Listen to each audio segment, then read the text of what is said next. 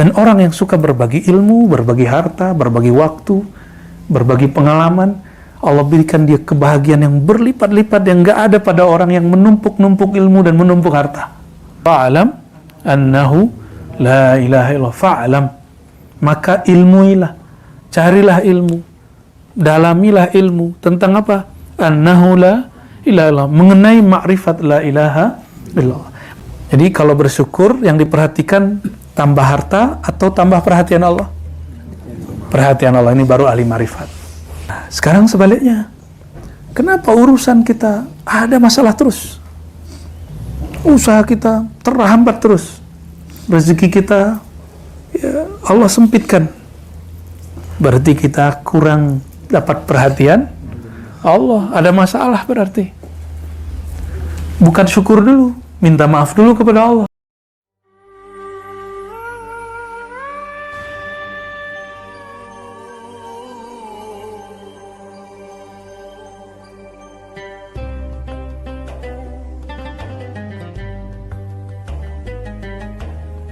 Baik para mu'takifin, mu'takifat yang i'tikaf, ya, boleh disebut mu'takif. Selamat datang semua. InsyaAllah setiap ba'da asar selama 10 hari ke depan kami akan membuka kitab Rasyahat Ainul Hayat yang ditulis oleh Syekh Al-Harawi, ya, Syekh Hussein Ali bin Hussein Al-Harawi, berkaitan dengan silsilah ahli zikir, ya, silsilah ahli zikir.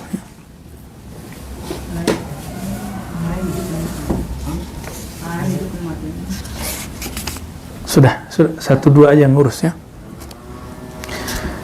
Silsilah ahli zikir, wabil khusus untuk iktikaf kita menggunakan thariqah, mengikuti manhaj thariqah Naqsyabandiyah. Nanti ada suluk Syazili, ada suluk Ahmadi, Idrisi, macam-macam jenis suluk, ada khalwati, ada, ya, nanti yang sanggup kita ikuti ya saja dulu. Mengikuti karena saya dulu dapatnya seperti itu, suluk Naqsyabandiyah, ya. Naqsyabandiyah bukan nama imam. Naqsyabandiyah itu dari 2 kata, Naqsyband, ya, itu bukan bahasa Arab tapi bahasa Persia yang diarabkan. Naqsh berarti ukiran, band cahaya nama Allah, ukiran cahaya nama Allah. Kenapa? Karena dulu ada seorang imam namanya Muhammad Bahauddin Al-Bukhari, bukan Imam Bukhari pengarang hadis, tapi orang Bukhara yang ahli zikir. Ketika dia berzikir diperintahkan gurunya Maulana Syekh Mirkulal Al-Bukhara juga, Al-Bukhari.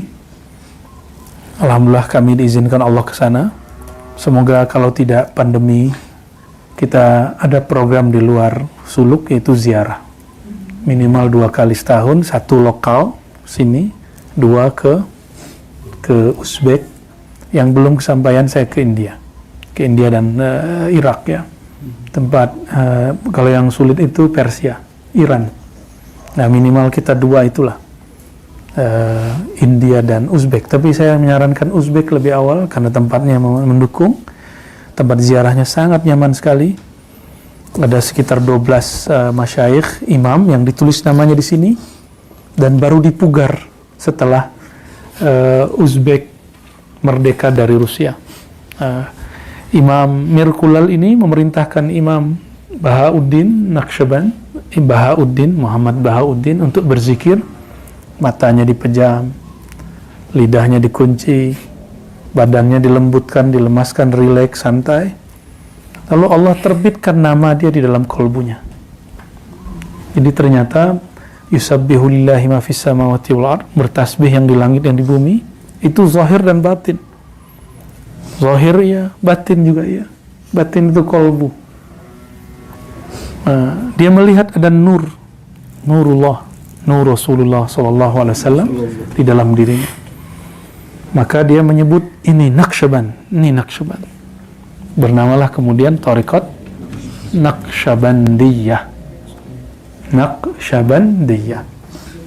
Jadi boleh juga diartikan Thariqat Nur Zikrillah kalau diartikan secara harfiah, ya.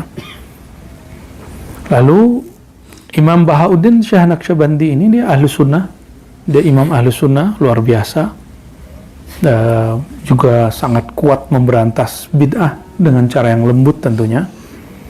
Nah, beliau berguru ke banyak ulama, salah satunya tadi Mirkulal, dan nanti kita akan lihat di sini silsilahnya kemana, ya.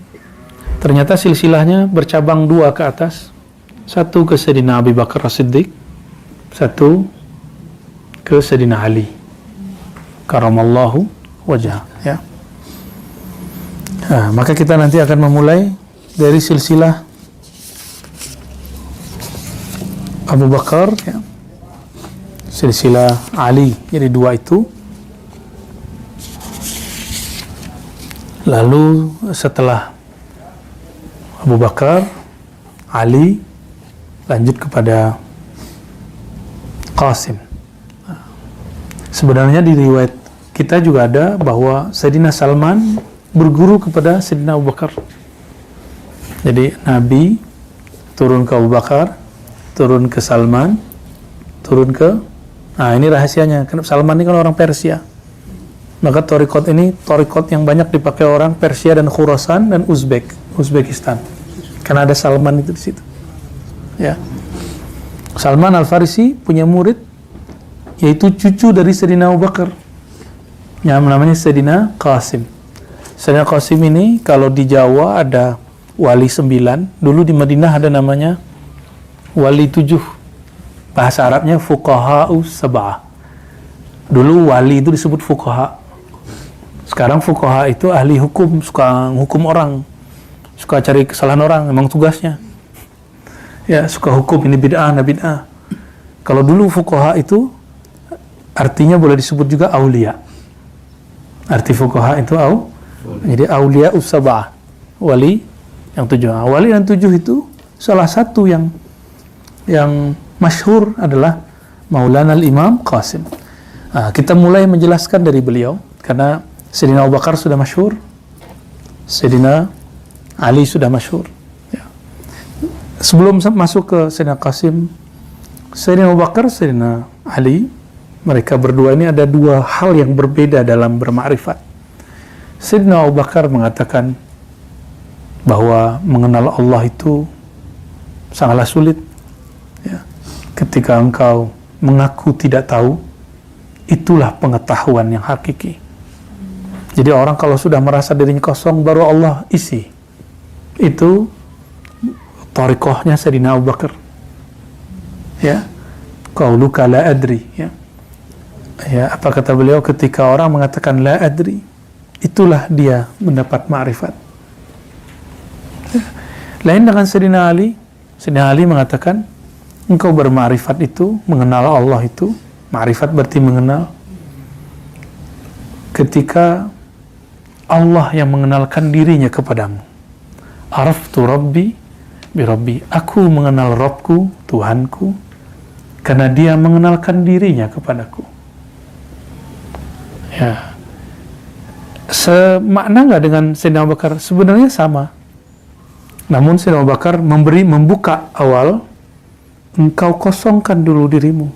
Jangan merasa alim, jangan merasa sudah berthariqah, bermazhab, jangan merasa diri sudah bersanad dan lain sebagainya. Itu di-keep, itu harus disimpan di tempat yang suatu saat perlu dikeluarkan. Ya. Lalu setelah dibuka oleh Sayyidina Abu Bakar, orang murid-murid kosong, nah dilanjutkan oleh Sayyidina Ali. Jadi ilmu ma'rifat berkembang sampai akhir zaman. Syariat berhenti. Syariat tidak boleh lagi berubah. Ya, inqata'at asy-syariah, sudah selesai syariat. Tapi nasya'at wa tatawwarat wa zadat wa namat al-ma'rifah. Sedangkan ma'rifat, knowledge, pengetahuan tentang Allah itu bertambah. Itu yang pertama. Inilah makna para kalam dari Sayyidina Abu Yazid, ya, dan imam-imam yang dahulu. Apa kata beliau? Kami berenang di lautan ma'rifat yang mana para nabi selain Nabi Muhammad dulu berhenti di pantainya. Bayangkan samudra laut itu adalah ma'rifat, samudra ma'rifat. Para nabi sebelum Nabi Muhammad dulu berhenti di situ. Karena memang para nabi belum disempurnakan Allah kecuali dengan Nabi Muhammad SAW. Ketika Sayyidina Muhammad SAW Allah utus sebagai Rasul, maka sahabat-sahabatnya, umat-umatnya disuruh menikmati dan berenang di lautan ma'rifat itu. Itu salah satu makna yang disebutkan oleh Syekh Muhammad Al-Kattani mengenai makna apakah maksud kalam wali-wali terdahulu. Kami berenang di lautan ma'rifat yang dulu para nabi berhenti. Kenapa? Ini lautan Nabi Muhammad sallallahu alaihi wasallam. Yang boleh masuk itu cuma umatnya. Yang boleh berenang di situ cuma umatnya. Itulah sebabnya para nabi ikut sholat di belakang Nabi Muhammad SAW waktu Isra, supaya mereka sah menjadi pengikut Nabi Muhammad SAW. Jadi jangan heran kalau obrolan ma'rifat kita per zaman, per masa itu bertambah berkembang, bertambah berat. Tapi berat terasanya tidak berat. Pembahasannya rumit, tapi ketika dibaca tidak rumit. Dulu sahabat Nabi membahasnya cuma sedikit karena zaman mereka zaman memantapkan syariat. Nah, di zaman kita syariat sudah mantap, maka kita harus upgrade terus. Kita memantapkan ilmu ma'rifatullah. Ya. Apakah ini berlebihan? Tidak. Iman sahabat masih lebih tinggi dari kita. Cuma ma'rifat sahabat, knowledge sahabat, pengetahuan sahabat belum tentu lebih tinggi dari orang akhir zaman. Apa beda iman dengan ma'rifat? Beda. Kalau iman, karena mereka bertemu Rasulullah, jumpa Rasulullah, maka iman mereka jauh lebih tinggi dari kita. Tapi kalau knowledge, coba, sahabat-sahabat apakah mereka sekolah? Apakah sahabat-sahabat tahu jumlah hadis sebanyak jumlah hadis Bukhari? Yang rumit itu? Enggak. Nah, maka knowledge itu berkembang. Kalau ditanya, coba bawa siapa yang masuk ke alam sahabat, tanya hukum kredit barang. Persoalan fikih hari ini nggak ada di zaman dulu. Hukum bank nggak ada di zaman dulu. Nah, jadi jangankan ilmu rohani, ma'rifat zahir pun berkembang. Apalagi ma'rifat batin. Tapi iman sudah flat. Yang bertambah itu indikasi iman. Jadi kalau ada ungkapan iman naik turun, itu indikasinya. Sedangkan iman tidak boleh nambah. Iman itu sabit fil qulub. Nggak boleh naik, nggak boleh berubah di bid'ah, ya. Nah, ini perbedaan antara dua sahabat yang besar, dan kita nggak boleh berhenti, kita lanjutkan apa yang sudah mereka buka. Maka jangan heran ada ma'rifat yang dulu tidak boleh dibuka, zaman setelahnya orang biasa buka, ya. Nah, insya Allah pun kita akan melanjutkan semangat ini, semangat menyebarkan ilmu-ilmu kerohanian, mengenal Allah Subhanahu wa ta'ala. Dalilnya apa? Dalilnya surat Muhammad ayat 19, fa'alam annahu la ilaha illallah. Fa'alam, maka ilmuilah, carilah ilmu, dalamilah ilmu tentang apa? Annahu la ilaha illallah, mengenai ma'rifat la ilaha illallah. Maka niatkan di sini kita sedang praktek untuk la ilaha.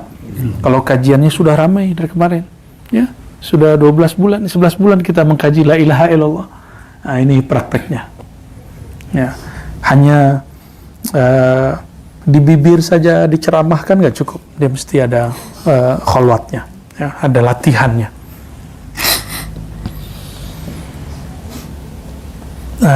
Imam Qasim ini, Qasim bin Muhammad bin Abi Bakar, ayahnya Muhammad bin Abi Bakar, itu menikah dengan perempuan bukan Arab, non Arab, ya, mulukul ajam, boleh disebut princess lah, putri istana dari kerajaan tertentu di Persia, menikah dengan beliau. lahirlah anaknya namanya Abdur Rahman yang menjadi wali fuqaha us-sab'ah di zamannya, ya. Nah, lalu beliau ini menjadi ulama yang sholatnya jangan tanggung-tanggung, ya. Saya biasanya kalau di luar Ramadan sholatnya saya nggak terlalu lama, tapi kalau khusus lagi khalwat, lagi itikaf, sujudnya kita panjangkan, rukunya kita panjangkan. Jadi jangan sakit pala nanti kalau sujudnya lama, ya. Insyaallah. Imam Muhammad ini beliau disebut dengan siqatun rafi'un alimun faqihun ima'un wari'un katsirul hadis. Jadi banyak meriwayatkan hadis. Ketika Yahya bin Sa'ad, ya, beliau Yahya bin Sa'ad datang ke Madinah. Apa kata dia? Adrakna bil Madinah ahadan nufaddiluhu alaih. Kami bertemu di kota Madinah seseorang yang kami sangat mengutamakan dia.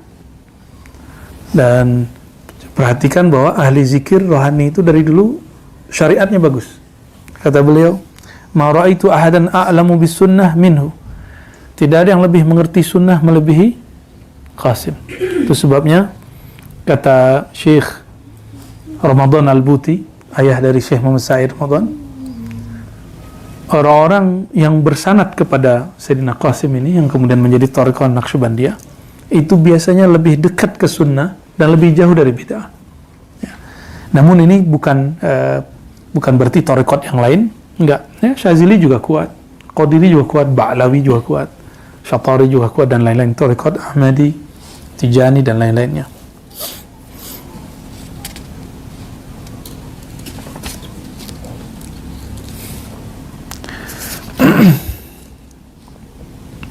Beliau wafat, ya.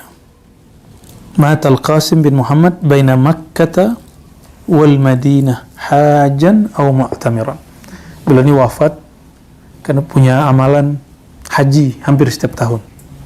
Wajar, jaraknya dekat Mekah ke Madinah, Mekah. Nah, beliau wafat di antara itu dan kita nggak tahu tempatnya sekarang. Makanya kalau teman-teman nanti melakukan perjalanan dari Madinah ke Mekah, jangan lupa mengirimkan Fatihah untuk Sayyidina Qasim di tengah perjalanan. Ila ruhi Sayyidina Qasim bin Muhammad bin Abi Bakar Al-Fatihah. Ya, karena beliau dikuburkan, makbarahnya kita sekarang tidak tahu, ya.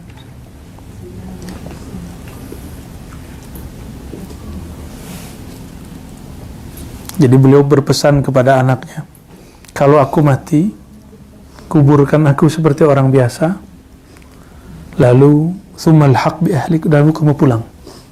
Wa ya an taqula kana makana.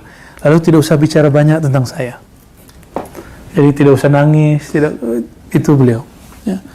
Dan beliau wafat tahun 106 Hijriah. Sekarang udah tahun 1440, ya.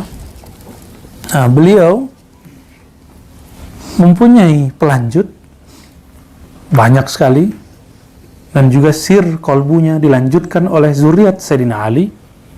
Tadi Sayyidina Abu Bakar, sekarang zuriat Sayyidina Ali namanya Sayyidina Ja'far, gelarnya Ja'far Shadiq, ya. Sayyidina Ja'far Shadiq itu anak dari Sayyidina Muhammad Al-Baqir. Sayyidina Muhammad Al-Baqir anak dari Sayyidina Ali Zainal Abidin. Sayyidina Ali Zainal Abidin anak dari Sayyidina Al-Husain. Perhatikan, kita cinta semua zuriat Rasulullah, dan kita tidak menjadi Syiah dengan itu. Justru itulah Ahlussunnah, ya.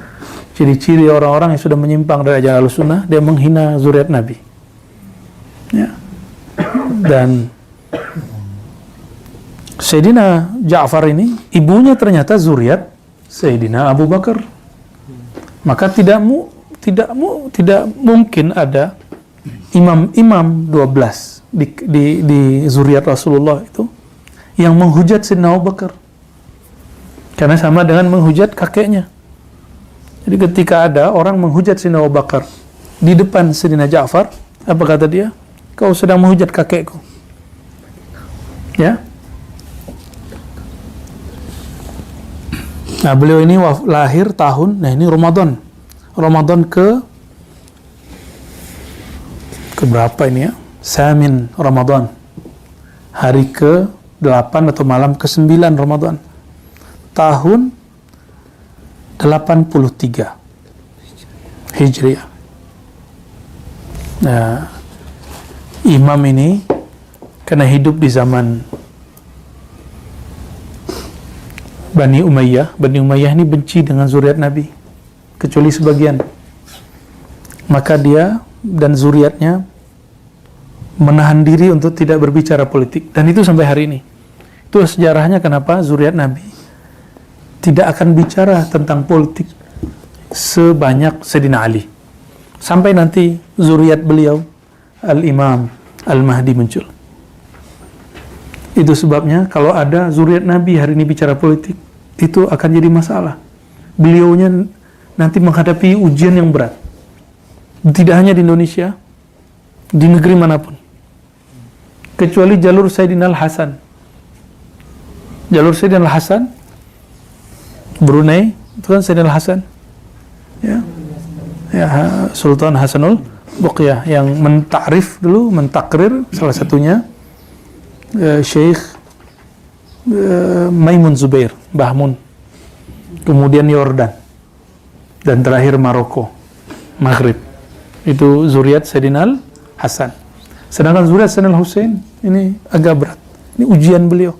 Sayyidina Al-Husain pertama bicara politik langsung dipenggal dan dipisah kepala dengan badannya. Nah, maka saya kalau ada habaib berpolitik, oke, silakan. Tapi saya hanya berani mendoakan beliau. Khawatir nanti ada ujian berat bagi beliau-beliau itu. Sedangkan kita cinta kepada beliau-beliau itu, ya. Dan yang kedua yang paling penting, Imam 12 yang diyakini Syiah Itsna Asyariyah, bagi mereka itu imam mereka. Tapi bagi kita Ahlussunnah, mereka itu imam kita. Bagi kita, mereka tidak mungkin menghujat Sayyidina Abu Bakar, Sayyidina Umar, Sayyidina Utsman, Sayyidina Ali. Tidak mungkin menghujat sahabat. Sedangkan Syiah ini kan khasnya, yang Rafidhah itu hujat sahabat. Karena menuduh sahabat Nabi merampas pemerintahan dari Sayyidina Ali. Imam 12, jadi zuriat sampai ke 12. Bagi kita itu imam kita.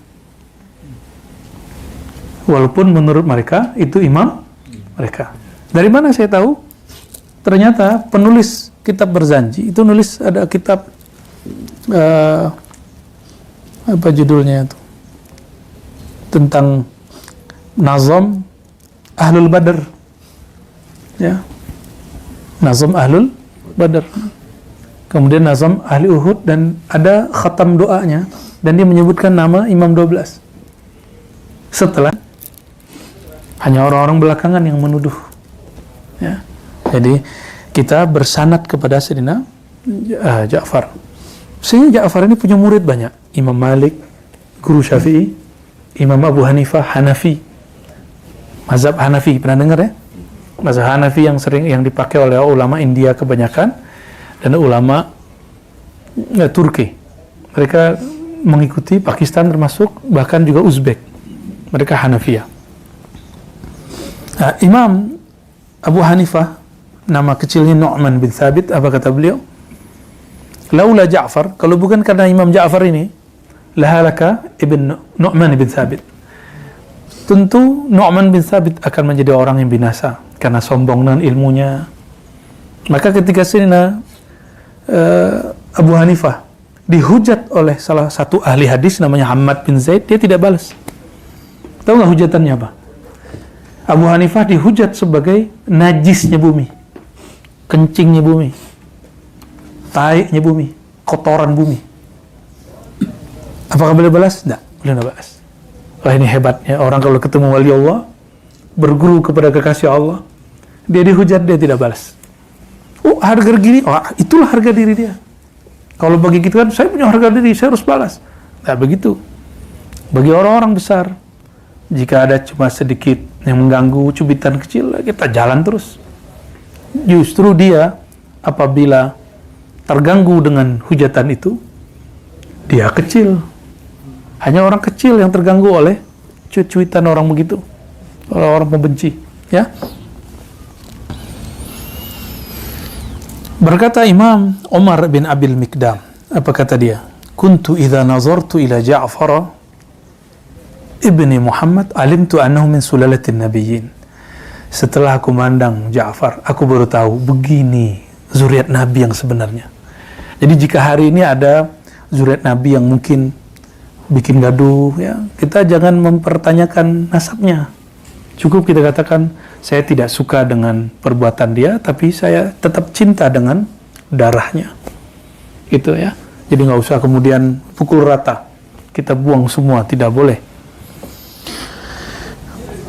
Imam Malik berkata kepada Ja'far bin Muhammad, Imam Malik berkata kepada muridnya bahwa Ja'far bin Muhammad, Ja'far Shadiq ini pernah berkalam kepada sahibnya Imam Malik, namanya Sufyan Ats-Tsauri. Sering dengar Imam Sufyan Ats-Tsauri? Ya. Imam Sufyan Ats-Tsauri ini ahli hadis. Dia wirid baca Quran 20 tahun baru merasakan setelah bertemu Ja'far Shadiq. 20 tahun membaca Quran, ketemu Ja'far Shadiq baru dia menikmati baca Quran. Ya. Kata beliau kepada Imam Sufyan, hina qala la akum hatta tuhaddithani wa ana uhaddithuka. Wahai Tuan Syekh Ja'far, Tuan Imam Ja'far, saya tidak berangkat, tidak mau angkat kaki dari tempatmu sampai engkau mengajarkanku beberapa hal. Ya. Lalu Imam Ja'far jawab, baik. Ya Sufyan, nah ini pesan, ini kajian inti kita pada sore ini. Pesan beliau, ya Sufyan, idza an'ama Allahu 'alaika bi ni'matin fa ahbabta baqa'aha wa dawamaha fa aktsir min al-hamdi wa syukri 'alaiha. Jika engkau dapat nikmat baik zahir atau batin. Zahir itu fasilitas duniawi, rezeki yang lancar, keluarga yang baik, anak-anak yang lucu, istri yang solehah, pasangan yang soleh, rumah, kendaraan, kerjaan, semua itu nikmat yang zahir. Nikmat yang batin, nikmat lezatnya zikir, lezatnya sholat tasbih. Tadi sudah coba ya, lezatnya duduk walaupun sakit di kaki. Orang mau cari nikmat dunia pun harus berpayah-payah dulu. Kenapa mau cari nikmat akhirat tidak mau payah-payah dulu? Jadi jika kaki, punggung, kepala sakit, nikmati. Ya, nanti Allah akan ganti dengan nikmat batin. Ya. Amin. Nah, apa kata beliau? Jika engkau hendak Allah bakokkan, Allah kekalkan nikmatmu baik yang zahir ataupun yang batin. Berkawan ini nikmat. Nah, ini jangan lagi disebut kawan. Ini kita bersaudara. Dalilnya innamal mu'minuna, kalian itu orang beriman bersaudara. Jadi kalau mereka kurang, kita bantu. Kalau mereka ketiduran, udah mau dekat jam sholat, kita bangunkan. Ya, jadi jangan dibiarkan. Dia kalau bangun batuk-batuk, saya lebih senang dia tidur. Nah, jangan begitu. Ya. Apa kata beliau? Jika engkau ingin nikmatmu Allah kekalkan, fa'akthir minal hamdi wasyukur 'alaiha, maka perbanyaklah memuji dan mensyukurinya. Nah, cara mensyukuri itu ada dua. Pertama, mensyukuri nikmat. Tapi yang paling tinggi, mensyukuri pemberi nikmat. Mensyukuri pemberi nikmat, meyakini bahwa semua yang diberi turun dari Dia. Kalau kita sudah kenal kepada Allah, diberi sedikit rasanya besar. Tapi kalau belum kenal kepada Allah, diberi banyak, rasanya sedikit. Ya, sudah kenal Allah? Harus kenal Allah, ya. Supaya nikmat itu terasa, kalau dia besar terasa lebih besar lagi. Dan ciri-ciri orang yang bersyukur tadi, meyakini sang pemberi itu Allah. Yang kedua, suka berbagi, membantu orang-orang fuqara, masakin, para mujahidin, guru-guru ulama, ya, itu bantu mereka, berbagi. Ya, karena kita punya usaha, belum tentu usaha kita halal semua. Maka Nabi berkhutbah di tengah pasar, kata beliau, ya ma'syarut tujar, wahai para pedagang, pebisnis, pengusaha, kalian itu punya amal, itu banyak campur-campur dengan sumpah palsu, dengan ini, tips, semuanya, pelicin, segala macam. Maka bersihkanlah dengan apa? Tasaddaku, banyak-banyak berbagi. Ya. Nah itu nanti Allah akan tambah bakokkan. Jadi yang kita sisakan itu Allah tambah lagi, tambah lagi, tambah lagi. Gitu ya. Sama sebagai guru, para muallim, dia nggak boleh pelit ilmu, tidak boleh bakhil ilmu. Dia mesti bagikan ilmu. Semakin seorang guru bagi ilmunya, maka Allah tambah ilmu laduninya. Gitu. Ini di antara yang hadir nih tuan-tuan nih pasti ada juga yang punya ilmu tentang apa. Bagi ke temannya, nggak akan jadi pesaing. Nanti Allah akan gandakan keberkahan dalam dirinya. Ada yang paling mahal di dunia ini, yaitu as-sa'adah, happiness, kebahagiaan. Dan orang yang suka berbagi ilmu, berbagi harta, berbagi waktu, berbagi pengalaman, Allah berikan dia kebahagiaan yang berlipat-lipat yang nggak ada pada orang yang menumpuk-numpuk ilmu dan menumpuk harta. Itu. Jadi kenapa saya suka berbagi? Karena saya ingin bahagia. Ya. Orang biasanya kalau sudah bulan Ramadan ini ilmu-ilmu yang rohani nggak dibagi.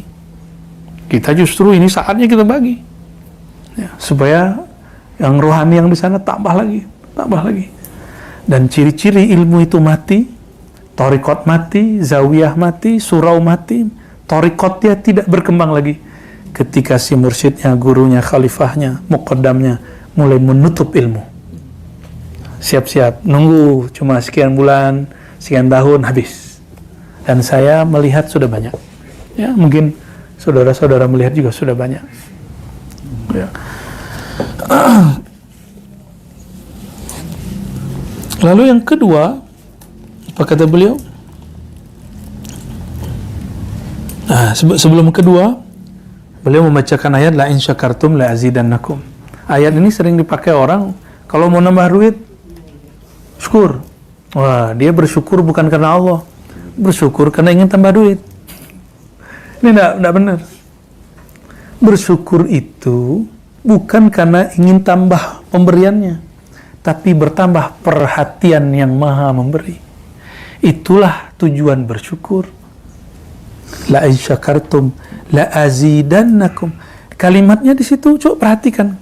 Allah nggak bilang la yazidanna atau la yuzad, la zada malukum. Tapi kalimatnya apa? La zada. Kalimatnya apa? La sungguh aku. Ini orang nggak perhatikan itu.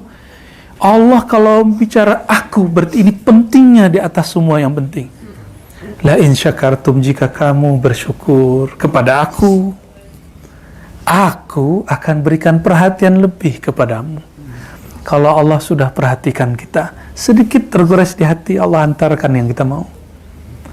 Dia bukan lagi memberikan sesuatu sesuai nafsu kita lagi, tapi sesuai kehendak dia.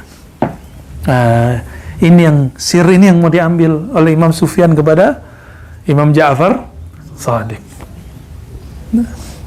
Jadi kalau bersyukur yang diperhatikan tambah harta atau tambah perhatian Allah? Perhatian Allah, ini baru ahli marifat, baru orang berthariqah. Ya. Wa idza istaba'ta ar-rizqa fa'akthir min al-istighfar. Nah, sekarang sebaliknya. Kenapa urusan kita ada masalah terus? Usaha kita terhambat terus. Rezeki kita ya, Allah sempitkan. Berarti kita kurang dapat perhatian Allah. Ada masalah berarti. Bukan syukur dulu, minta maaf dulu kepada Allah. Gimana minta maaf kepada Allah? Apa kata beliau? Fa'akthir minal istighfar. Termasuk nikmat rohani. Jadi ada suatu masa di beberapa tahun yang lalu, Itu suruh-suruh suluk merasakan, semua mursyid itu merasakan, kenapa zikir pada tahun ini terasa seret, terasa kurang nikmat. Kenapa? Oh, ternyata ada satu adab yang kurang. Maka semua mursyid istighfar, mandi tobat, istighfar kubra, istighfar al-kabir kalau boleh disebut, taubat kubra ya. Di mana dibacakan ayat ini, fa aktsirul istighfar fa innallaha ta'ala qala fi kitabi istaghfiru rabbakum innahu kana ghaffara. Nah, mohon ampun kepada Allah. Apa makna mohon ampun? Istaghfiru dari kata ghafara, ada masalah lalu Allah ditutup oleh Allah, itu namanya ghafara, sampai tidak ada lagi terlihat. Makanya dalam bahasa Arab ada serban, lalu ada serban di dalamnya itu kopiah yang panjang. Dulu itu kopiah Nabi ketika mau perang. Jadi itu baja, namanya mighfar, penutup kepala. Istighfar menutupi dosa. Ya Allah, Engkau tahu kami punya aib, tolong ditutup. Nah, itu namanya istighfar. Ya Sufyan, idza ahzanaka amrun min sultanin aw ghairih. Ini kepada para pejuang-pejuang dakwah yang sedang bermasalah, berhadapan dengan raja-raja, dengan penguasa-penguasa, ya.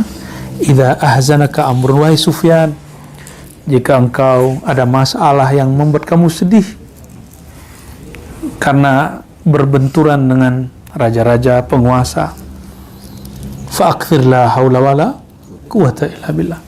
Banyak-banyaklah mengakui lemah dirimu dengan baca la hawla wala quwata illa billah. Maka wirid ini diturunkan nanti jadi khatam. Ada khatam istighfar, itu khatamnya Maulana Muzhar Janjanani Syamsil Muzhar. Itu di Thariqah Naqsyabandiyah ada khatam istighfar 1000. Tapi yang masyhur khatam khojakan, khatam kulhu. Ya, ada khatam istighfar. Ya, nanti di hari tertentu kita niatkan untuk dunia akhirat kita istighfarkan 1000 nanti ya. Insyaallah sekali duduk.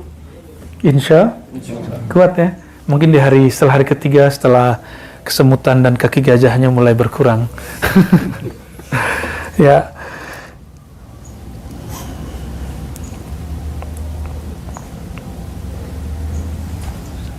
Lalu beliau ya ada kalam-kalam berikut yang kita skip, tapi saya tutup dengan kalimat yang menarik di sini. Kata beliau, kata Imam Ja'far, auhallahu ta'ala ila dunya. Allah pernah mewahyukan kepada dunia. Jadi Allah mewahyukan kepada lebah. Makanya madu itu menjadi obat. Karena ada sir Allah pada lebah. Allah juga punya sir kepada dunia. Walaupun dunia ini kata orang hina, tapi toh kita suka. Ya, siapa yang tidak suka? Tapi jangan cinta. Suka itu untuk fasilitas duniawi. Tapi kalau cinta ini rohani kita. Nah, itu makanya hubbud dunia dilarang. Kalau senang makai dunia boleh. Suka namanya. Kata beliau, Allah berfirman kepada dunia. Ini sirnya. Ini surat kerjanya dunia. Jadi dunia itu punya SK. Ya, ada misi dunia. Apa misi dia? Akhdimi man khadamani wa ataibi man khadamak. Berkhidmatlah wahai dunia kepada orang yang dia berkhidmat kepada aku. Silakan cari dunia, tapi kalbunya sama Allah. Ya. Kalbunya sama Allah. Kata beliau, wahai dunia, khidmatlah kamu kepada orang yang khidmat kepada aku. Wa ataibi man khadamak. Dan buatlah repot, buatlah lelah, buatlah capek orang-orang yang dia berkhidmat untukmu. Nah, maka kenapa saya mengajak semua yang hadir, ya handphonenya diistirahatkan supaya tidak lelah dengan dunianya. Dunia kita sekarang sebesar handphone. Benar ya? yang membuat kita gaduh, yang membuat kita rusuh, yang membuat kita risau, itu semua di situ. Ya, ini di skip. Orang dulu masih ingat nggak 20 tahun lalu belum ada handphone? Kenapa kita mampu tahan hidup? Kenapa hari ini 1 jam saja tangan sudah mau gerak-gerak? Ya, ada apa ini? Ya. Oke, barangkali itu teman-teman semua. Insya Allah ke depan nanti ada khatam la haula wala quwwata illa billah. Ya, dibacanya 500, khatam Imam Rabbani namanya. Jadi Fatihah, Alam Nashrah, salawat, lalu la haula wala quwwata illa billah. Semuanya ada sanadnya. Lalu ada khatam salawat. Ada macam-macam khatam ya. Yang paling masyhur disebut khatam khajakan yang kita baca tadi siang dan malam tadi dan subuh juga ya. Khatam khajakan yaitu dengan kulhu 1000 kali. Tadi kita bagi itu. Ada berapa jumlahnya? 40-an. Ya, kalau dibaca sekian kali kan sudah 1000. Ala kulli hal itu teman-teman semua, sebenarnya masih banyak kalam-kalam ma'rifat beliau yang bisa kita ambil. Insya Allah pelan-pelan nanti kita tambah ya. Setelah beliau nanti nyambung kepada Imam Abu Yazid al-Bustami. Oke, kita baca surah Al-Fatihah, kita kirimkan untuk Sayyidina Nabi SAW, para Nabi, para Rasul, para sahabat, para tabi'in, wabil khusus Sayyidina Abu Bakar, Sayyidina Umar, Sayyidina Utsman, Sayyidina Ali, dan silsilah yang kita bacakan tadi, wa khusul khusus Sayyidina Bali bin Mukan Khadir alaihissalam, wa sadatina ahli Turkun Naqsyabandiyah, wal Ahmadiyah, wal Muhammadiyah, wal Khidriyah, wa Qadiriyah, wa Syaziliyah, wa jami' man intasaba ila Sayyidina Muhammad SAW. Al-Fatihah.